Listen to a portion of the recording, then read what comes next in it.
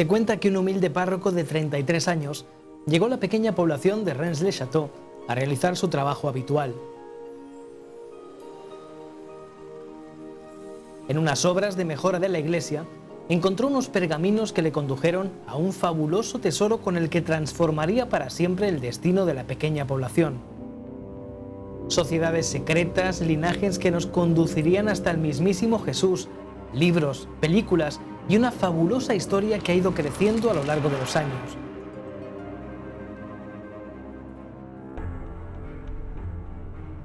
¿Pero qué hay de real en todo esto? ¿Conocemos la historia del párroco Berenguer Saunier?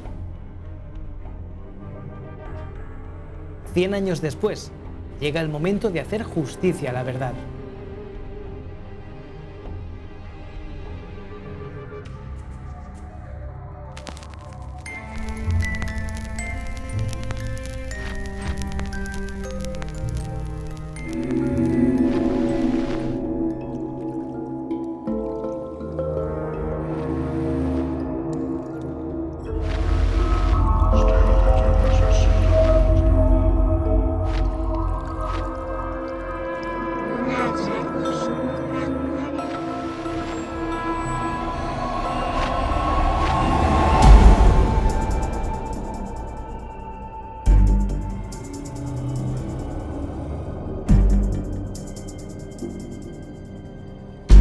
¿Qué hay de cierto en la historia de un párroco joven de apenas 33 años, una edad también muy simbólica, que llega a una pequeña población del sur de Francia, que hace unas obras en la iglesia, que descubre unos pergaminos que le conducen a un gran tesoro y que con este hace ampliaciones, mejoras y reformas tanto en la iglesia como en la construcción de una gran casa para la época, de una torre con mucho significado, con mucho simbolismo, la Torre Magdala, convertida en biblioteca, y que llega, dicen, a codearse con las personas más influyentes del París y de la sociedad francesa de la época.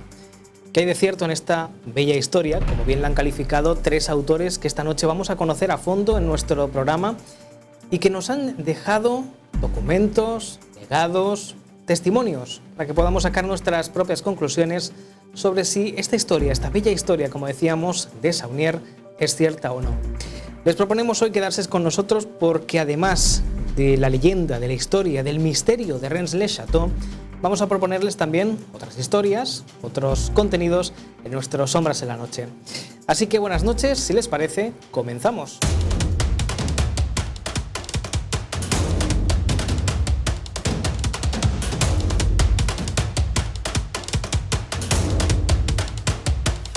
Estados Unidos quiere mantener su liderazgo en exploración espacial y enviar a los primeros humanos a Marte en un par de décadas. En México, una conocida bruja realiza un ritual a las puertas de un estadio para romper un maleficio que, según dice, afecta al equipo de fútbol. Una empresa puede revolucionar nuestros hábitos alimentarios y evitar el sufrimiento y muerte de millones de animales para nuestro consumo. Imágenes, extrañas formas geométricas aparecen en un lago de Islandia, el lamentable estado del cementerio viejo de Benamaurel y una curiosa pareidolia.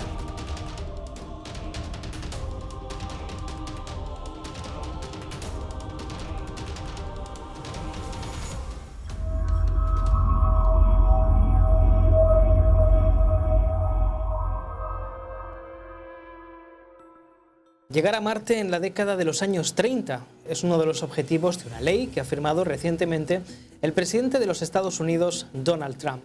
Según dijo, con esa firma pretende que tanto la NASA como el país sigan siendo líder total en la exploración del espacio. El despacho Oval de la Casa Blanca fue el escenario donde se firmó la ley que trata de garantizar la continuidad de los programas de la NASA y de mantener que Estados Unidos sostenga el liderazgo en la exploración del espacio. Además, citó la importancia de que muchas de las actividades que llevaba a cabo la NASA pasen al sector privado, como los vuelos de los transbordadores espaciales que desde 2011 se hacen desde Rusia y que empresas como Boeing o SpaceX trabajan para poder hacer sin necesitar la intervención de terceros países. La ley fija el objetivo a largo plazo de enviar humanos cerca o a la superficie de Marte para la década de 2030. Tras promulgar la ley, Trump recibió de regalo de las autoridades de la NASA una chaqueta de astronauta.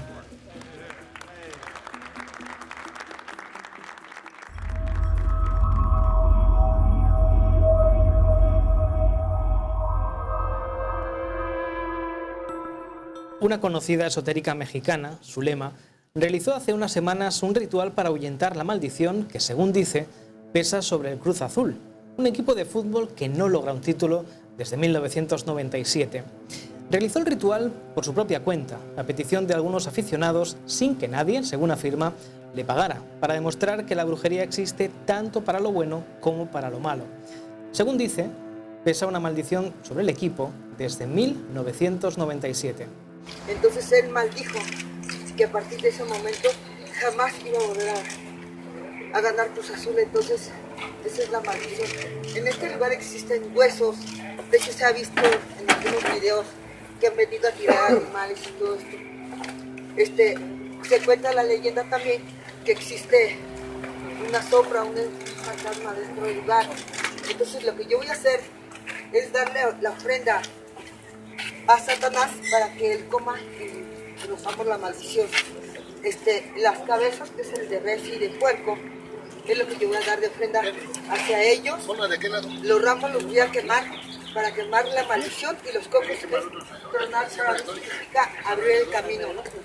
Las velas significan las blancas, que yo voy a dar la luz al lugar, y las negras, como yo me dedico a hacer las cosas negras, entonces necesito matar lo negro con lo negro, por eso tengo los hilos aquí.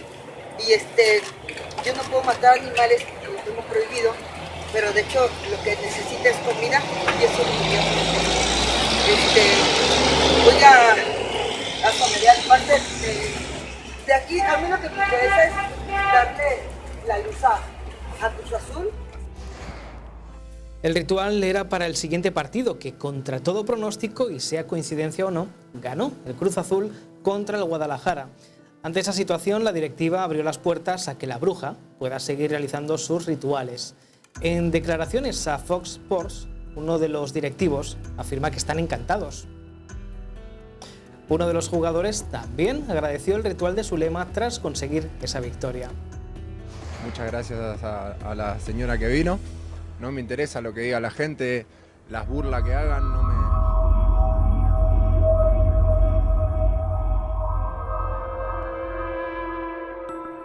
Poder consumir carne sin necesidad de hacer sufrir a los animales que nos la proporcionan suena bien, pero ¿es posible? ¿Es igual esa carne de laboratorio que la de un animal de granja? Es posible que una nueva forma de consumo esté mucho más cerca de lo que nos imaginamos.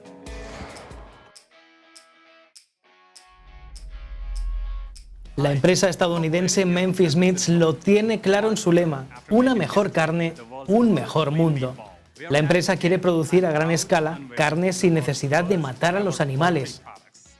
Memphis Meats investiga el desarrollo de un método de producción de uno de los alimentos básicos de muchas cocinas del mundo, y han conseguido fabricar carne mediante el cultivo de células de los animales. Por primera vez, están presentando carne de pollo y pato creada en sus laboratorios. Desde la empresa afirman que representa uno de los avances tecnológicos más grandes para la humanidad, ya que su método de fabricación de carne podría requerir hasta un 90% menos de terrenos, agua y emisiones de gases de efecto invernadero que la producción convencional de carne. Entre las ventajas del proceso de fabricación de carne destacan la ausencia de degradación medioambiental, de preocupaciones en torno al bienestar de los animales y de riesgos para la salud pública. El año pasado, Memphis Meats realizó albóndigas de ternera utilizando la misma técnica.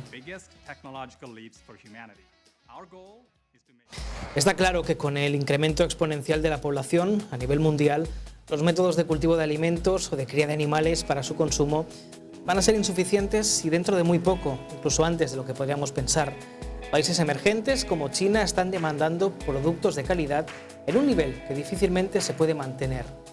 Ahora bien, la pregunta sería si la solución es la carne fabricada, algo que vamos a poder ver y comer mucho antes de lo que podemos imaginar.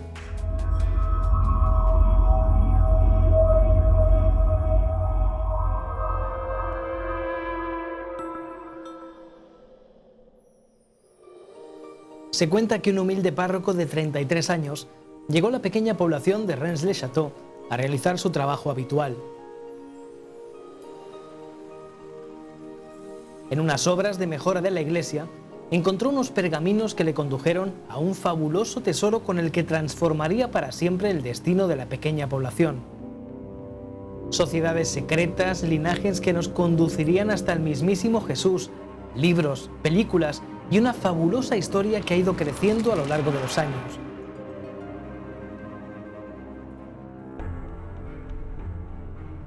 ¿Pero qué hay de real en todo esto? ¿Conocemos la historia del párroco Berenguer Saunier?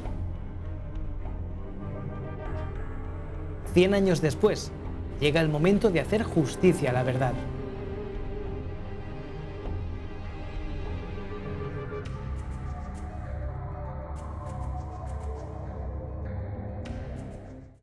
Hace unos días salía una noticia en medios de comunicación, sobre todo en medios dedicados al misterio, en los que se hablaba del destrozo de una figura que es muy conocida en un pequeño pueblecito francés, Rennes-le-Château, que vamos a conocer a continuación por toda una historia que ha hecho que libros, películas, en fin, que se hayan escrito, se hayan hablado en muchísimas ocasiones de una auténtica leyenda, de una historia digna de las mejores películas, digna de, evidentemente, de esas grandes aventuras de grandes investigadores, en las que hablamos de tesoros, en las que hablamos de un linaje, de una estirpe de Jesús, en fin, de muchas cosas que vamos a comentar, que vamos a conocer a continuación con Xavi Bonet, que está aquí con nosotros. Xavi, ¿qué tal? Un placer.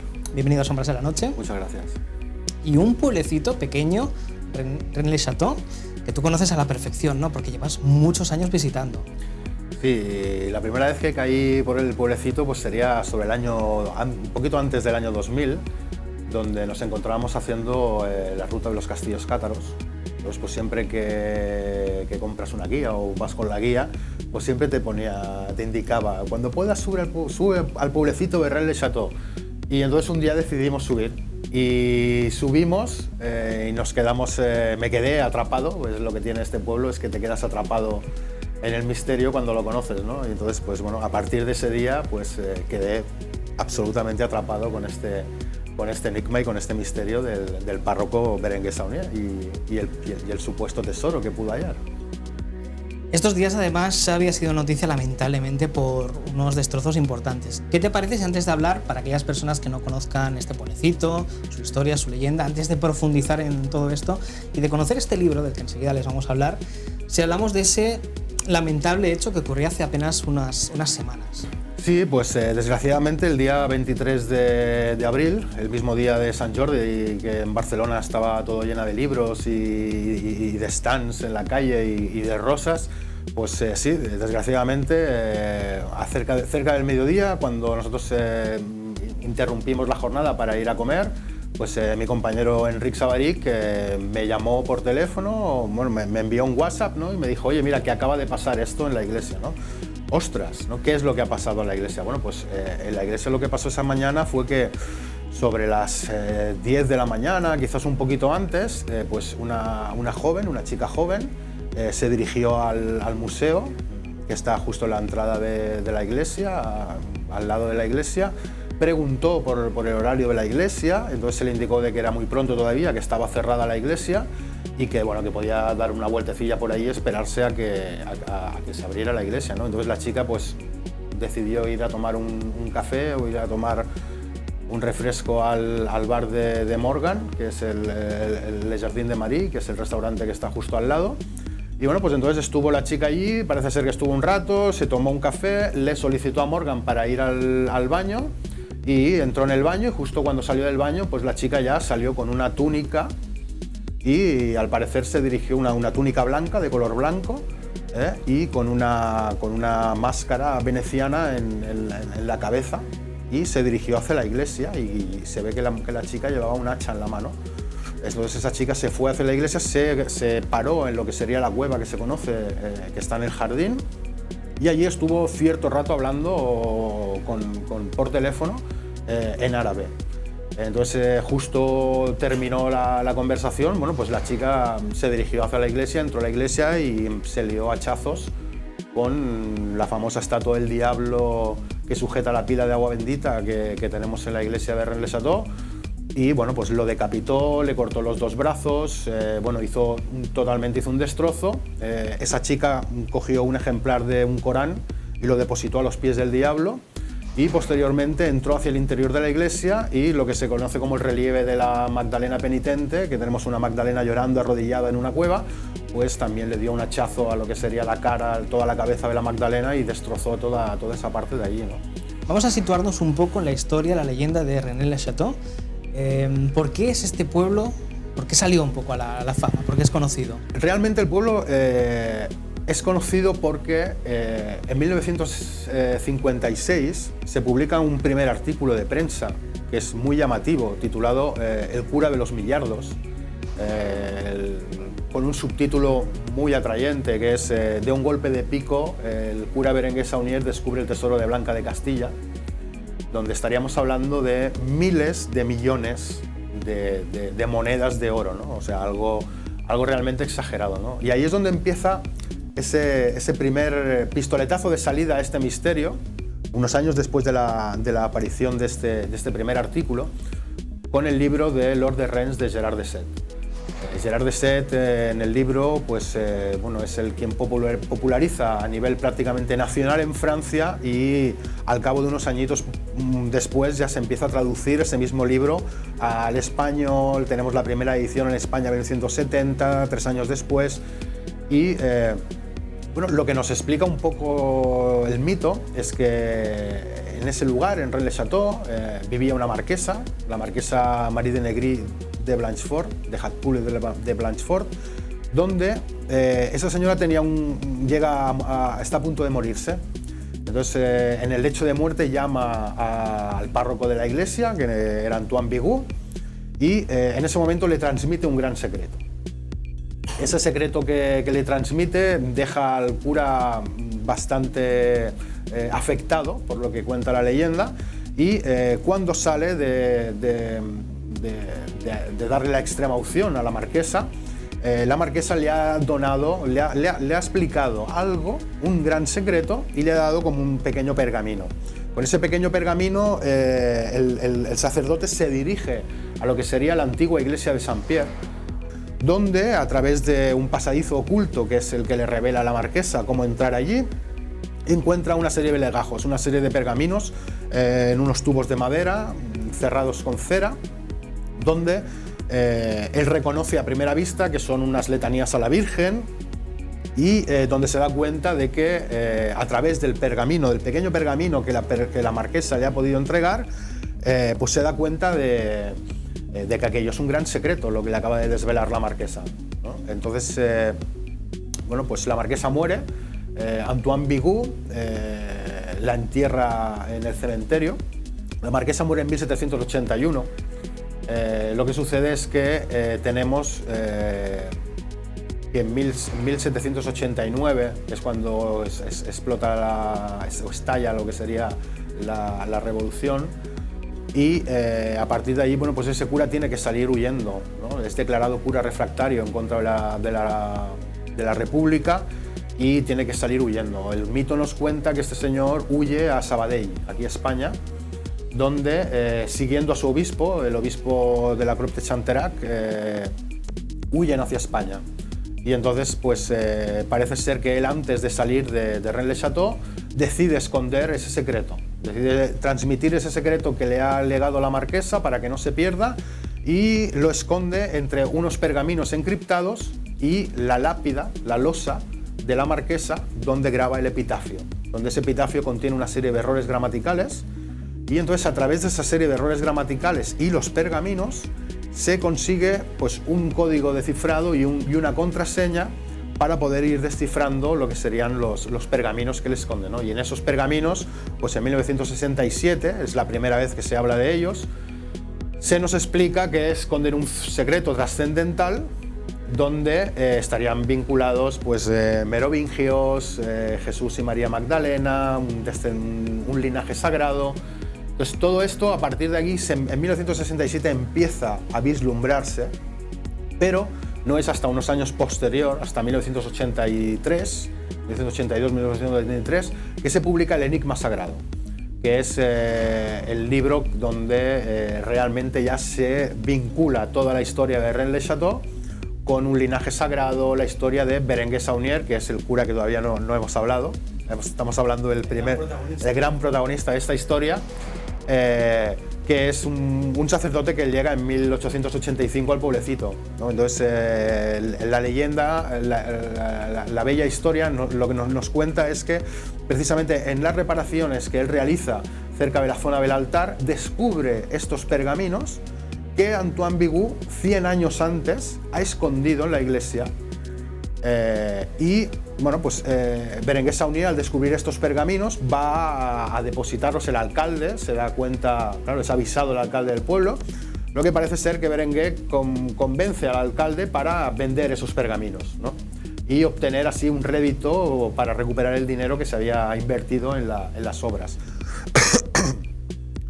Y realmente lo que hace Berenguer es ir a ver a su obispo, al obispo Pilar, que se encuentra en Carcassona, donde este señor lo remite a París, ¿no? Al seminario de Saint-Sulpice en París, donde la iglesia de Saint-Sulpice, perdón, donde el profesor del seminario tiene un sobrino que sería capaz de descifrar esos pergaminos que parecen encriptados, ¿no? Entonces, en ese viaje, Saunier va a París, pero conoce a un eminente criptólogo donde le ayuda a descifrar esos pergaminos, ¿no? Entonces, al cabo del tiempo, l'Abbé Saunier regresa de París, pasa a ver al obispo por Carcassona, y en ese regreso él vuelve sin los pergaminos, pero vuelve con 3 copias de 3 cuadros. Un retrato de Celestino V, el cuadro de los pastores de la Arcadia de Nicolas Poisson, y las tentaciones de San Antonio de David Teniers el joven, ¿no? Entonces, parece ser que en esos cuadros existe algún tipo de enigma, de misterio. Y eso es lo que más o menos explica el mito, ¿no? Entonces, Saunier consigue, a través de lo que le han explicado, desencriptar esos pergaminos y acceder a un gran tesoro oculto, donde él lo que hace pues es, a partir de ese descubrimiento, una súbita fortuna inunda su vida y empieza a reconstruir y a remodelar la iglesia, a repararla. Se construye una casa, una gran mansión para la época, que no es tan grande, ahora cuando la ves no es tan grande, pero bueno, es una gran casa para la época, una mansión señorial en medio de un pueblo donde todos son casitas bajas. Pues él se construye una gran villa con un gran jardín, con unas fuentes, con una torre neogótica conocida como la Tour Magdala, que está, pues bueno, en una de las esquinas del jardín. Y bueno, pues a partir de ahí van haciendo un poco toda la leyenda, ¿no? De este sacerdote y de este pueblecito, que es de dónde saca el dinero, de dónde ha sacado el dinero, porque han habido muchas propuestas, ¿no? Desde que él encuentra algo y el Vaticano le compra esos legajos que supuestamente esconderían esa dinastía secreta oculta entre Jesús y María Magdalena. Él recibe dinero del Vaticano, gente que dice que detrás estaba una organización que se llama el Priorato de Sion, donde todo esto viene relacionado a través de un personaje muy siniestro también, que se llama Pierre Plantard, que es el gran manipulador de esta historia, ¿no? Ya en el primer libro que aparece ya está, Pierre Plantard ya está detrás de este enigma, pues introduciendo sus cuadernos falsos, ¿no? Porque lo que hace es manipular la historia y reconducirla de forma donde él se presenta como el último descendiente de ese linaje sagrado que entronca con Jesús, María Magdalena, sus hijos, los reyes merovingios, y entonces él sería un descendiente directo de esos reyes merovingios al cual reclamaría el trono de Francia. Un linaje sagrado que estaría reclamando el trono de Francia. Y esta es un poquito la historia, esto es un poquito el mito que nos han contado, ¿no? Mito que, bueno, hace unos pocos años, no muchos, de nuevo el Código da Vinci hizo que saliera todo esto de nuevo a flote, que la gente visitara el pueblo masivamente. Sí, el Código da Vinci realmente lo que hace es basarse un poco en la trama de lo que sería el Enigma Sagrado, el libro del Enigma Sagrado. Ese libro del Enigma Sagrado lo que hace es utiliza el enigma sagrado no. El código da Vinci utiliza, por ejemplo, Saunier, que es el nombre del sacerdote de esta historia, y él, cuando empieza la película, cuando empieza el libro, cuando empieza la película, el conservador del Museo del Louvre, pues se llama Saunier, ¿no? Entonces, poco a poco, el policía que persigue, que juega dentro de toda esta historia, se llama Béthou-Fage. Justo al lado de Rennes-le-Château tenemos un pueblo que se llama Saint-Just-le-Béthou, ¿no? Entonces, toda una serie de vinculaciones que existen entre la historia de este sacerdote con el Código da Vinci. Hasta tal punto que los autores del Enigma Sagrado, los 3 autores del Enigma Sagrado, se querellan contra Dan Brown. O los que quedaban, el que quedaba... de tantos elementos como hay. Claro, ¿no? Entonces se querellan contra él, pero el juez dicta a favor de Dan Brown, porque lo que hace es una novela. Entonces tú en una novela puedes explicar y puedes decir lo que te apetezca, ¿no? Entonces pues pierden esa querella, ¿no? Pero bueno, ¿qué es lo que nos demuestra esa querella, ¿no? La vinculación que existe entre lo que es el Código da Vinci y toda esta historia, ¿no? Que los que estaban en aquella época, en 1982, Henry Lincoln todavía está viviendo allá arriba, todavía sigue haciendo rutas y sigue hablando de este enigma, aunque él está completamente desencantado de lo que sería este primer enigma.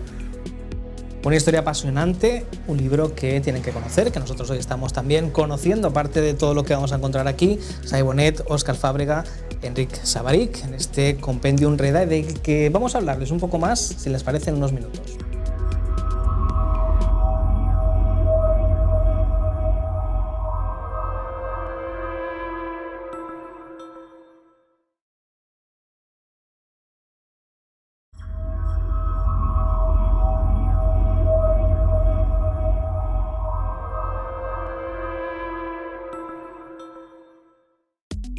Estamos acompañados de Xavi Bonet, que este mes, junto a Óscar Fábrega y Enric Savaric, publica un artículo en la revista Enigmas, en el número 258. Concretamente encontrarán en páginas interiores pues una pregunta: ¿misterio resuelto? Rennes-le-Château. Son páginas en las que se habla profundamente, con fotografías, con documentos que evidentemente están mucho más ampliados en el libro. Aquí está la fotografía, por cierto, de Asmodeo. Bueno, es el nombre que le dicen, no sé si está claro si es Asmodeo o no, pero este es el que destrozaron hace unos días: cabeza, brazo, hachazos. El diablo, le cortaron la cabeza, le cortaron este brazo y este brazo. Han roto parte de lo que sería parte de las alas, los pies. Lo han destrozado, lo han destrozado. Bueno, el alcalde está en contacto con el Museo del Louvre de Carcassona para ver si lo restauran, y calculan que podrían ser entre unos 15 y 20.000 euros lo que costaría la reparación del diablo. Intentar hacerlo lo mejor posible. Incluso se habla de hacer un crowdfunding para recoger dinero, y tal vez incluso se está hablando de hacer reconstrucciones 3D, a través de hacer algún tipo de reconstrucción 3D y volver a dejarlo lo más similar posible.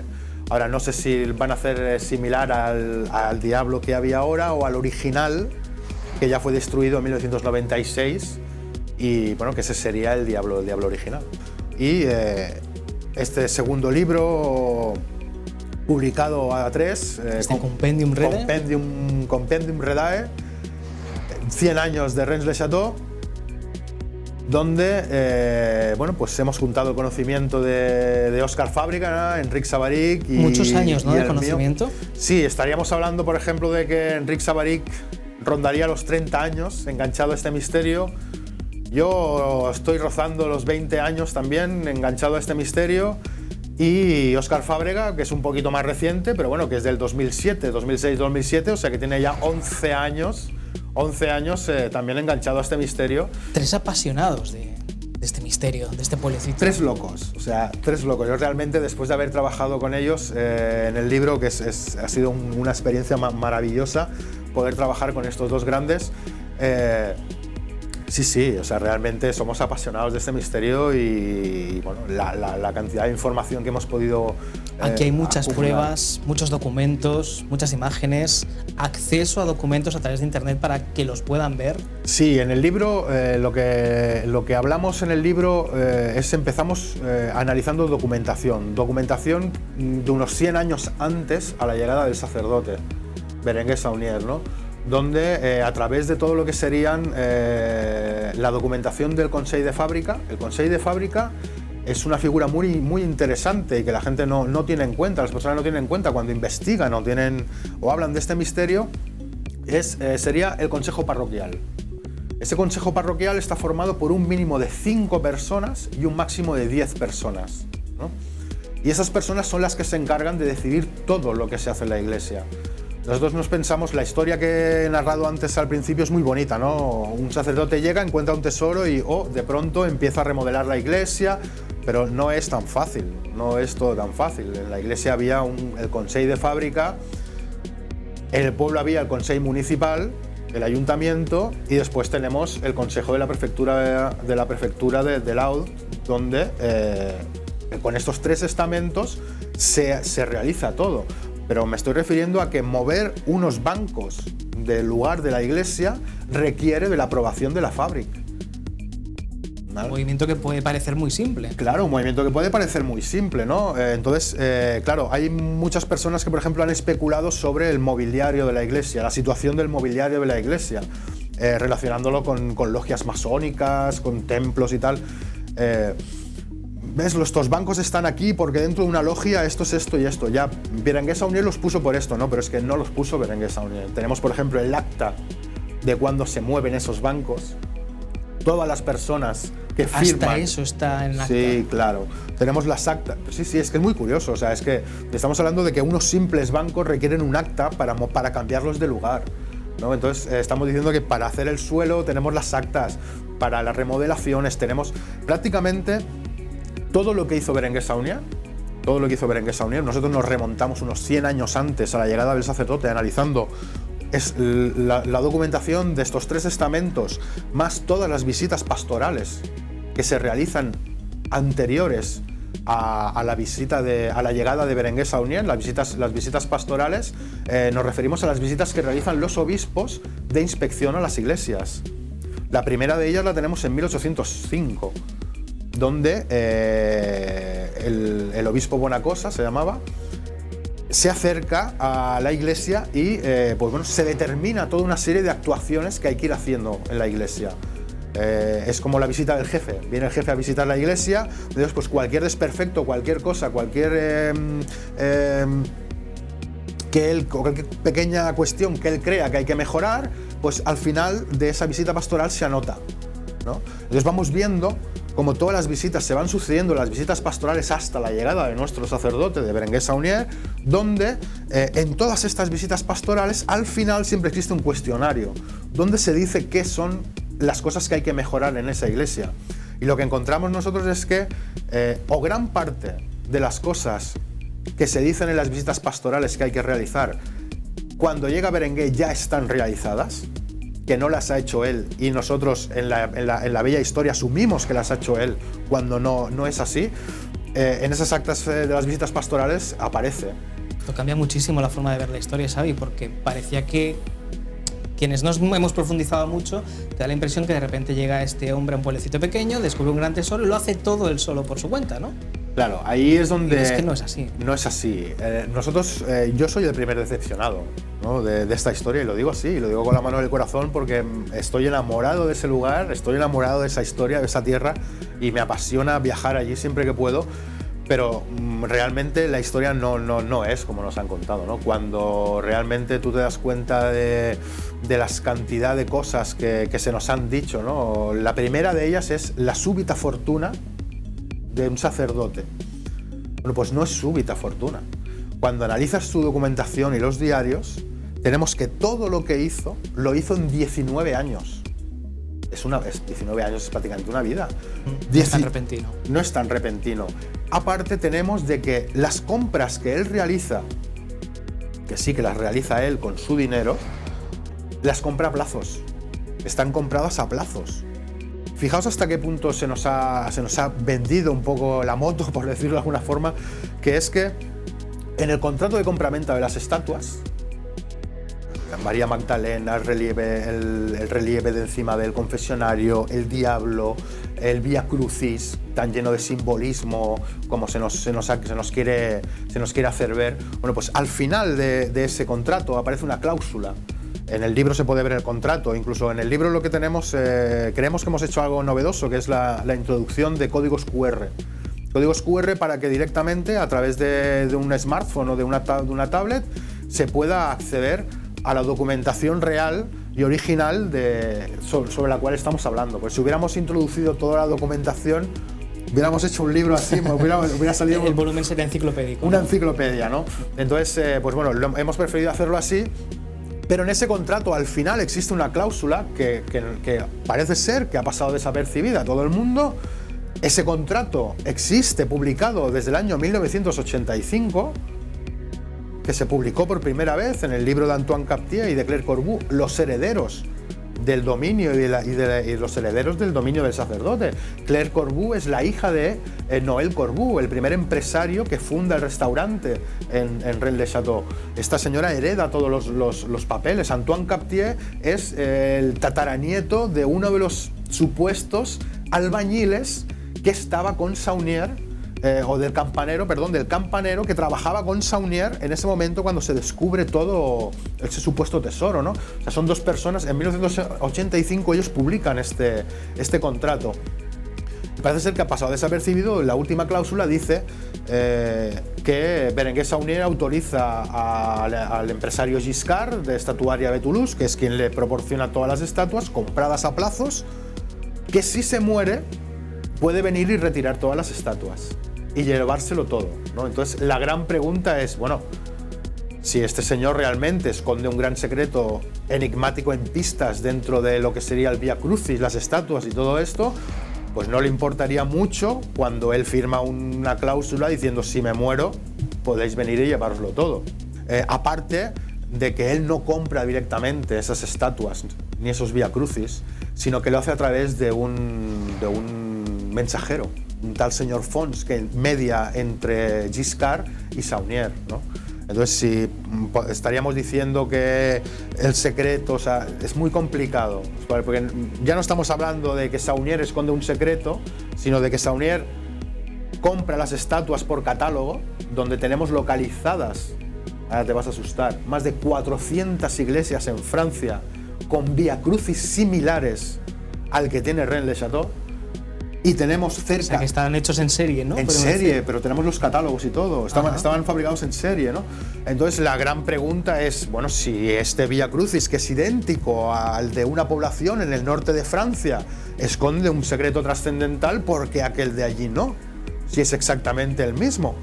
Entonces, claro, son toda una serie de cuestiones que lo que hemos tenido aquí en esta historia desde siempre es un cherry picking brutal. Hemos tenido unos sesgos de confirmaciones donde se ha elegido y se ha escogido lo que se ha querido para montar la historia. No se ha tenido nunca en cuenta el contexto. El contexto político nunca se ha tenido en cuenta. Y nosotros aquí, en este trabajo en Compendium, lo que hacemos es situar dentro de toda la historia, dentro de un contexto social, un contexto religioso y un contexto político dentro de toda la historia. Y nos van apareciendo toda una serie de cuestiones que ponen en duda, ponen en jaque, por no decir que las tiran por el suelo directamente, todas, muchísimas de las teorías que se nos han planteado, ¿no? Sobre todo el tema de sociedades secretas, masonerías, rosacruces, porque da igual. O sea, cuando hablamos aquí, da igual. O sea, todas estas sociedades, organizaciones encuentran su hueco. Viene un masón y puede decir, oh, esto a mí me parece que es masón. Viene un Rosacruz y dice, no, esto es Rosacruz. Llega un martinista y dice, no, esto es martinista. Y dice, bueno, al final, ¿qué quedamos? Que es un parque temático esto de sociedades secretas, ¿no? Entonces parece, entre ni ellos se ponen de acuerdo, porque realmente de lo que estamos hablando son de interpretaciones personales. Yo no descarto de que tuviera alguna relación con algún francmasón. Evidentemente, el francmasón, la masonería en aquella época era pública en Francia. Y habían masones en muchos sitios, ¿no? Seguramente, incluso hasta en el mismo pueblo podrían haber masones. O sea que, francamente, posiblemente tuvo alguna relación, pero de ahí a decir que él esconde simbolismo masón en toda la iglesia y que todo está relacionado con esto y como gran argumento, pues realmente lo que tenemos es que la documentación nos dice precisamente lo contrario. Y este señor era muy antimasón, se rodeaba de personas antimasonas, ¿no? Entonces, toda una serie de documentación donde realmente lo que nos hace entrever es que más que sociedades secretas, más que tesoros, que posiblemente pudiera descubrir algún pequeño tesorillo, no decimos que no, en las reparaciones de la iglesia algo pudiera descubrir, evidentemente no ese gran tesoro de millardos. Es que el primer artículo de prensa nos habla de el cura de los millardos, o sea, un millardo son 1.000 millones. Millardos son miles de millones. O sea, estamos hablando de un tesoro, una exageración tremenda, ¿no? Entonces, claro, no decimos de que se pudiera descubrir algún pequeño tesorillo. Hay casos documentados. Por ejemplo, aquí en España tenemos el tesoro de Torredón Jimeno, un tesorillo visigodo pequeñito donde se encontró. O sea, posiblemente pudiera encontrar algo, pero de ahí a ese gran tesoro, una gran fortuna, ¿no? Que estamos hablando, que escondiendo secretos trascendentales. Y bueno, el trabajo, nosotros aquí lo que nos centramos es una documentación exhaustiva, todo basado en documentación, y lo que descubrimos, y que no se encontrará en ningún sitio, es que incluso ni en Francia, toda una serie de asuntos muy turbios relacionados con el obispo, que tiene su escudo en la puerta, y el nombre en el Calvario que existe en el jardín. Entonces, a partir de aquí es donde nosotros empezamos a encontrar toda una serie de relaciones de este señor, de este obispo que no visitaba otras parroquias, en cambio en Rennes-le-Château va 2 veces, justo cuando se acaban las obras, a ver qué es lo que hay o lo que no hay. Entonces, bueno, nosotros lo que planteamos aquí es que el dinero con el que se acusa a Berenguer Saunier, que son 197.000 francos, 197.000 francos, comparado con los desfalcos a los que proporcionamos la documentación para que la gente lo pueda ver que hace el obispo, no tiene un punto de comparación. Estamos hablando que el obispo de una jugada se lleva 1.200.000 francos. En otra jugada se le acusa de haberse llevado 600.000 francos que nadie ve de la caja de retiros pastorales. En otra jugada compra una iglesia, la iglesia de Notre Dame de Marsella, una jugada muy sucia que son 4 propietarios, acaba habiendo una disputa tremenda y al final quien acaba saliendo propietario de la iglesia a título personal es Monseñor Vilar. A título personal. Este señor siempre pues lo hacía todo a título personal. Porque toda esa documentación, toda esa información está en este compendio, perfecto el nombre, Compendium Redae, Xavier Bonet, Óscar Fábrega, Enric Savaric, 666 páginas para mayor casualidad, y un libro recomendado, publicado por Círculo Rojo, en el que van a encontrar toda esta información, toda esta experiencia, todo lo que Xavi nos ha estado contando en estos minutos. Prologado por el gran Mariano Fernández Urresti, que ha sido para nosotros un placer y un honor que haya querido formar parte de este compendium. Y bueno, pues esperamos que quien pueda leerlo que no saldrá decepcionado, que encontrará muchísima información inédita, no tiene nada que ver con lo que se nos ha contado hasta ahora y bueno, que es un trabajo que yo creo que los amantes de este misterio deben conocer. Muy bien, pues ahí queda nuestra recomendación. Xavi, muchísimas gracias por habernos acompañado. Muchas gracias a ti. Seguro que nos quedan muchas cosas por decir, pero nos has desvelado ya gran parte de este material. Felicidades por este trabajo para los 3. Muchas gracias, un placer.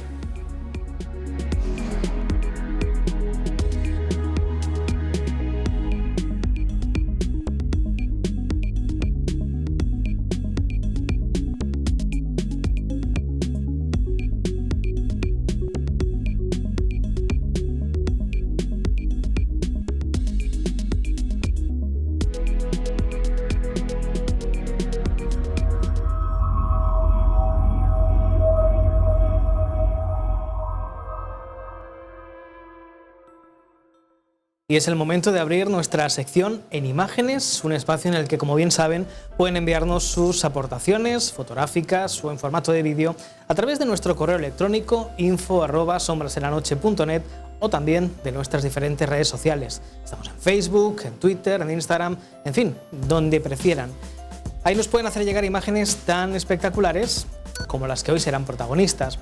Empezamos con unas extrañas líneas geométricas que han aparecido en la superficie en un lago en Islandia. A lo largo de más de 2 kilómetros, unos patrones en forma de zigzag pueden verse en el lago Þingvallavatn, más o menos, en el Parque Natural de Þingvellir, según reportó la página de Facebook de ese parque. Según los residentes de la zona, nunca antes habían visto nada similar. Tras publicarse esas imágenes, numerosos expertos, entre comillas, comenzaron a hablar de actividad alienígena, de monstruos desconocidos, de teorías de la conspiración, etc. Pero los verdaderos expertos sí nos han dado una explicación a ese fenómeno, que parece ser que tiene orígenes más naturales y menos paranormales. Se trataría, según dicen, de un fenómeno muy raro llamado rafting de dedos, que se produce cuando dos capas finas de hielo que flotan en el agua chocan y se empujan unas a otras de forma alternativa. Así producen ese curioso efecto tan llamativo, tan espectacular. Unas capas de hielo que tienen el mismo grosor, que chocan entre ellas y que nos causan imágenes como esas. Las imágenes nos podrían recordar remotamente a las que hace también unas semanas captaba un astronauta francés desde el espacio y que nos muestran unas misteriosas líneas fracturadas en la estepa rusa y que se extienden también por varios kilómetros. Y algo que también tiene una explicación.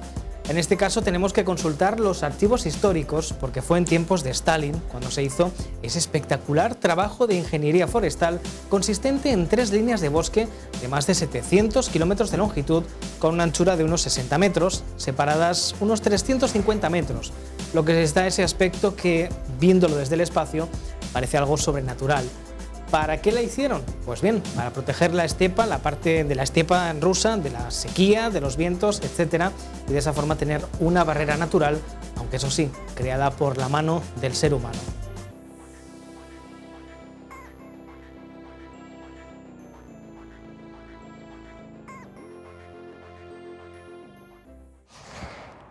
Un lector del diario Público hacía llegar a la redacción unas imágenes que el periodista Alejandro Torrus ha publicado en un artículo donde nos muestra el lamentable estado de conservación de una parte del cementerio viejo de Benamaurel, en Granada.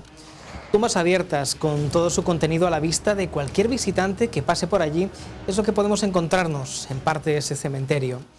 Según informa el artículo, el ayuntamiento de la localidad ya ha reformado el cementerio, pero afirma que no han podido arreglar esa parte del lamentable estado en el que se encuentran algunas tumbas, ya que según dicen son privadas, desconocen quiénes son sus propietarios y no pueden actuar. En la mayoría de los casos son enterramientos del siglo XX o finales del XIX y que de momento, por esas irregularidades legales, van a seguir así.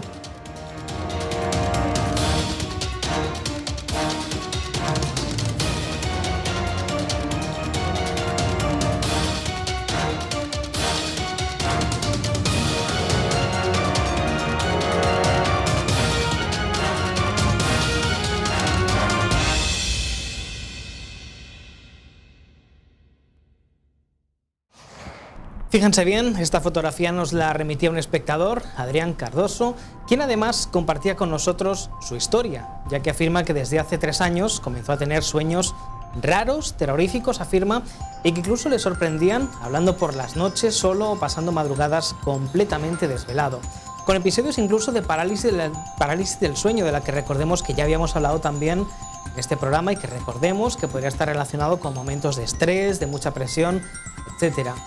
Un día que estaba descansando, tomó esa fotografía que vemos, que nos envía, y donde podemos ver lo que podríamos considerar una pareidolia en uno de los árboles que se ven por la ventana. Recordemos que la pareidolia es cuando percibimos un rostro en objetos, en texturas, en superficies, en un intento que hace nuestro cerebro por ordenar y reconstruir todo lo que ve. Una figura curiosa y una historia que agradecemos a Adrián Cardoso que haya compartido con nosotros y que ha formado parte también de esta sección de En Imágenes.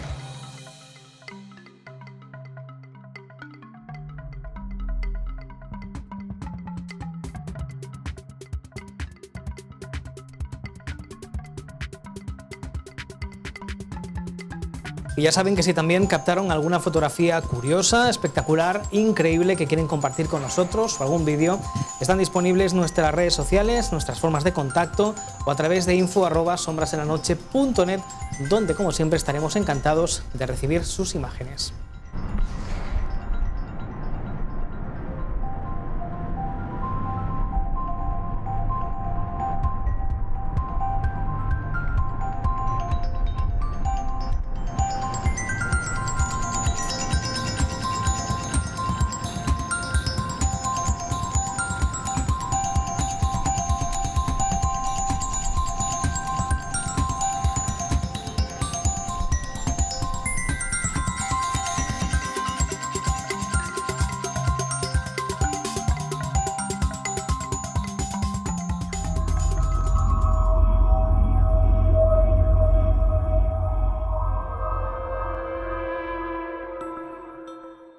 Bien, pues llega el momento de poner el punto final a la emisión número 10, un número muy bonito, muy especial, de esta cuarta temporada de Sombras en la Noche.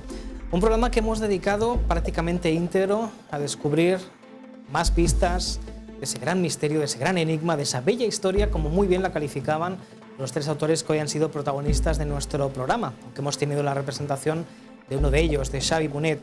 Tres autores que nos han presentado ese Compendium Redae, ese recopilatorio de documentación de la bella historia, como bien decíamos, de Rennes-le-Château, de una historia de la que se ha hablado mucho a lo largo de múltiples obras, de la que se ha inventado también demasiado, que se ha ido adornando, exagerando, y de la que al final nos ha llegado pues una historia distorsionada, bonita, en fin, con muchos matices que hay que ir descubriendo y que hay que ir analizando para ver que finalmente no era todo, tal y como nos habían contado, como nos habían explicado.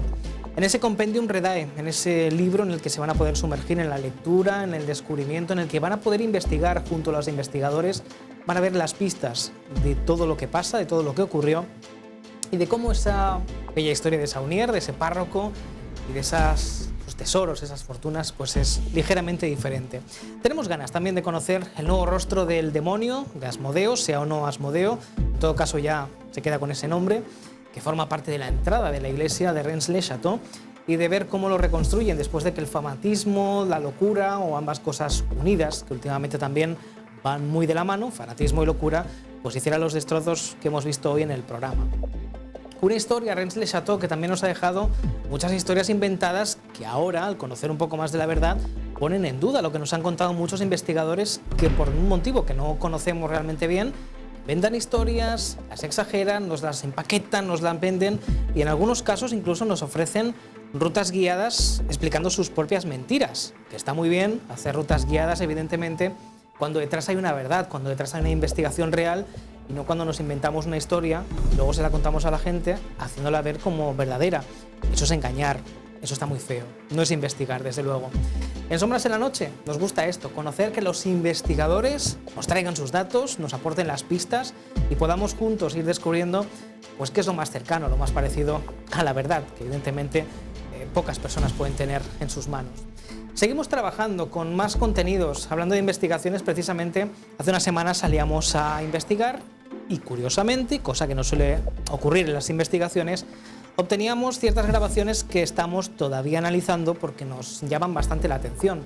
Tenemos que volver al lugar de los hechos y comprobar que cosas extrañas que se nos han grabado pues no sean lo que pueden ser, descartar, y eso es lo que hay que hacer en una investigación antes de vender.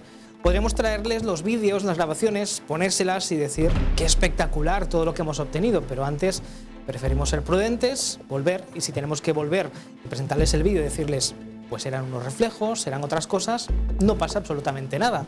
No en todas partes hay fantasmas nada más entrar y no en todas partes con solo poner una grabadora se va a grabar algo, evidentemente.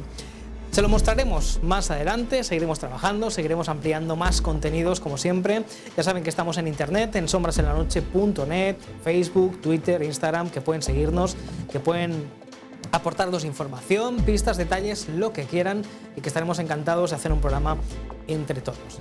Como siempre digo, hasta la próxima, sean felices, pásenlo bien y nos encontramos en la edición número 11, número también muy especial de Sombras en la Noche.